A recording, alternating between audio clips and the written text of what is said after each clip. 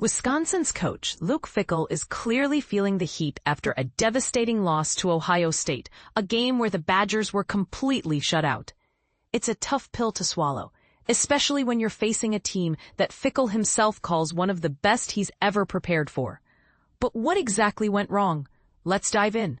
On Saturday, the Ohio State Buckeyes dominated Wisconsin, crushing them with a 34-0 victory at Camp Randall Stadium.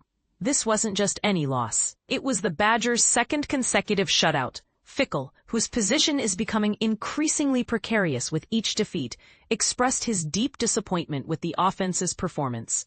"I'm incredibly disappointed," Fickell stated. "Obviously, the scoreboard is probably the most notable, and to not find a way to put points on the board, that will never give us a chance. So we know we have to find a way to be able to do that, and we gotta get a hell of a lot better at it. But there are some bright spots. I'm not going to sit here and sugarcoat things. Injuries have plagued the Badgers throughout the 2025 season, and the Ohio State game was no exception. Quarterbacks Hunter Simmons and Danny O'Neal both suffered injuries during the game, further complicating matters. Fickell was forced to dig deep into his roster, expressing pride in his team's resilience despite being outmatched. Young guys, freshmen, have been thrown out there against the #1 team in the country. But I'll be honest with you, I think that's collectively as good a team as I've prepared for or played against in all phases. Just across the board, the way they play offensively and defensively in special teams as well, on top of the talent that they have. And to see some of those guys compete and not bat an eye, I think that's what we're going to have to continue to build around." Ohio State's defense delivered another stellar performance, securing its second shutout of the season, while Wisconsin's offense failed to score for the second game running. Fickell acknowledged the challenge, not making excuses for the offensive struggles against Ohio State's formidable defense. "I mean, that's, I think, the top-rated defense in the country. And I'm not taking away that we didn't score points. And I'm not taking away that I don't know how many yards we had before the last series, 60-some yards. You know, as we went into it, there were things that we knew we had to be able to spread the thing out. We had to be able to throw the ball.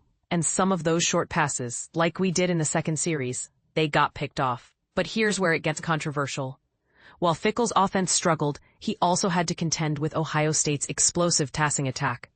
Quarterback Julian Sayin tore through the Badgers' secondary, throwing for 393 yards and 4 touchdowns, completing 36 of 42 passes. Wide receivers Carnell Tate and Jeremiah Smith were key targets, with Tate grabbing 6 receptions for 111 yards and 2 touchdowns, and Smith adding 97 yards on 9 catches. I mean, I think we're out there with 2 freshman corners against probably the best wide receiver crew that I've seen. I mean, maybe when we played LSU a few years ago. And you've got freshman corners that happen to go battle and compete against those guys. And this is the part most people miss.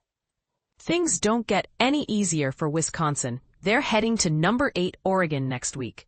Meanwhile, Ohio State enjoys a bye week, preparing for their playoff push. What do you think? Was Fickell's assessment of Ohio State accurate? Do you think the injuries were a major factor? Share your thoughts in the comments below.